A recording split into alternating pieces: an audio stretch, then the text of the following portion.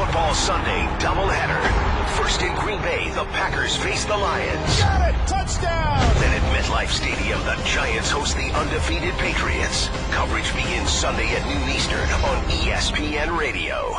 Dave Matter joins us. He has been at the front end of this breaking story for the last hour. Dave, thanks again. We visited with you a week ago on the campus of Missouri, and it's just remarkable what has happened since then. Thank you for your time, and what can you tell us about how all this came to a head today?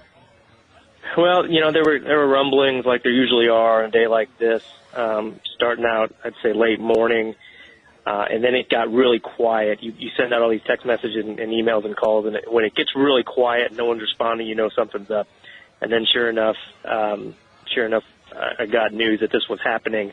They hoped to delay this until after tomorrow's game and announce this on Sunday, but it got to be where there was just too much buzz, too many leaks or whatever it was that they went ahead and did it. And, and now we know, too, that Gary Pinkel told Missouri's Board of Curators on Tuesday night that he planned on resigning. So this wasn't something that just kind of happened today, the result of mounting pressure from all of this stuff with the protests and the boycott. And he also told Mack Rhodes, his boss, in late October, that this was going to be his last season this year. So this has been kind of in the works to some degree. I know people want to develop a conspiracy theory and say that he's leaving because of the way that this protest thing went down. But if anything, I think the frustration maybe and just the stress of something like that maybe just reinforced his decision that it's time to retire.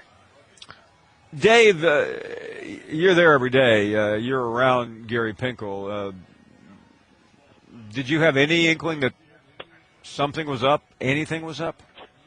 I know that myself and maybe one other person that covered this team have kind of heard some rumblings that there was some health concerns in the summer, but it's not something that you bring up on your own. You kind of wait and see if something unfolds from there. Obviously, and any man in the 60s, and especially in the conditions that these coaches work in, we see it all the time. But this year, something seemed a little bit off, and part of it too is Gary gets a little cranky when they're losing, and it's a kind of a chicken or the egg thing. Are they losing because he's cranky, or is he cranky because they're losing? Well, like most coaches, it's not fun when you're in a losing streak and your offense is scoring touchdowns and you're losing games and losing to teams that you're used to beating.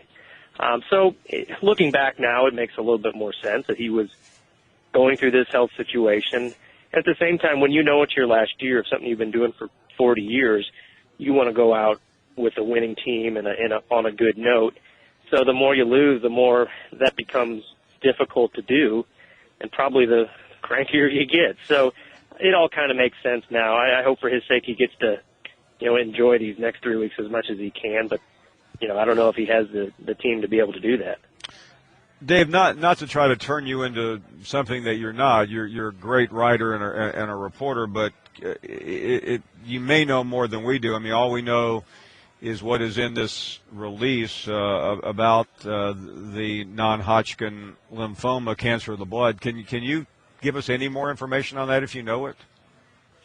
Not really. I've spoken to a few people who said that this was really tough for him, over the summer, and he got a handle of it, and they figured out what it was.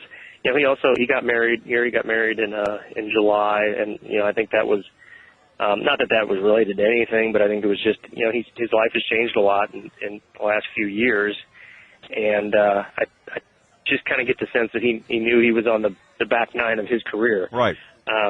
So I don't know much more about the health situation. I don't know if we'll learn much more. I think it's under control for now from what he stated in the release. But I think he just wants to, the stress and the grind of coaching college football these days, especially when you've got half your team protesting and boycotting, that just makes this job that much more difficult to do. So I can see where the guy wants to, step back, step away, and enjoy the rest of his life.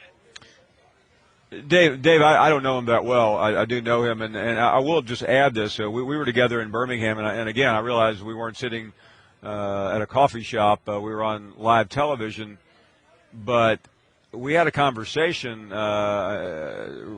made some reference to his marriage, talked a little bit about it, travels over the summer, and he was as reflective, as philosophical as any time I'd ever not heard or seen him. And it did strike me. It was just a mesmerizing conversation. This was in now late July at the SEC Media Days, and I walked away shaking my head about Gary Pinkel, about how different he seemed. And I'm not trying to infer anything, but now it does make a little bit more sense. Yeah, I think when we hear about things like this and have it confirmed, then when you think back on conversations, you think back on situations, and you have a new perspective on things. Let's not forget, he dealt with losing his quarterback right mid-season and having to go play a freshman who has really struggled, and that just added another layer of stress on top of all of this. So yeah, it's been a really trying year, and and now that we know what we know, we know how much more trying it's been. So. I'll be really interested to see just how he approaches things, and we'll talk to him tomorrow night after the game. I believe they're going to have something for him, maybe Mondays as usual, media day. But yeah, it'll be interesting just to hear him explain things. Is there, finally, and is there any thought, is there anyone around, is there any thought of succession, or do you think it will just be a normal open the doors and national coaching search? Well, if there's anybody on this staff who would be in line, I think, is possibly Barry Odom, their defensive coordinator, who is a Missouri guy who has done an outstanding job this year with Missouri's defense, and he's made he hasn't hesitated when he's asked the question, do you want to be a head coach someday? And he absolutely does. Right. So I wouldn't be surprised if he snapped up somewhere, if not at Missouri. A logical candidate would be Tom Herman, only because the man who hired him a year ago to be the head coach of Houston is now Missouri's athletic director, Mack Rhoades. So that's right. a logical connection. I think you now throw Missouri into the Justin Fuente mix, the head coach at Memphis. I think he'd be an attractive candidate for Missouri, and I think Missouri would be an attractive place for him. So it's not a great year to be hiring a coach because there's so many kind of similar jobs open. And now you've got two in the same division with Missouri and South Carolina. So it'll really be interesting to see how it shakes out. The one thing is we know now that Mack Rhoades has known about this for almost 3 weeks, that Gary wasn't coming back next year. So it's not like he has to start making a list today. He's had some time to think about this a little bit. Yeah, no, I remember a week ago, last night, I was talking to Mack Rhoades about Tom Herman and what he left behind at Houston. Anyway, the ironies of this week, and for you, just a normal week in your life, I'm sure, Dave. Oh yeah, Missouri plays a basketball game, by the way, tonight too. So we'll try to cover that as well. Okay, Dave, thank you very much. I know it's thanks, a very busy day, and any of us who have ever been there during breaking news, the one thing you don't want to hear is a request to be on a talk show. But Dave is first rate. We appreciate him. It's an ESPN Radio Football Sunday doubleheader. First in Green Bay, the Packers look to bounce back from their first back-to-back regular season defeats in years when they faced the Lions. And he's got it! Touchdown! Then, the undefeated Patriots head to MetLife Stadium to face the Giants. Touchdown, Rob Gronkowski! Coverage of the Lions and Packers is at noon Eastern, followed by the Patriots and Giants, Sunday on ESPN Radio. Hey there, everybody. We're Mike and Mike. It's that time of year again, Greenie. You're absolutely right, Golick. The college football playoff is here. And we're giving you the chance to be in with us at the national championship game. Here's what you do. Listen live every weekday for your chance to win the Mike and Mike at the college football playoff sweepstakes presented by AutoZone. Listen live for that winning word, then just enter for your chance to win. We're picking a winner every week.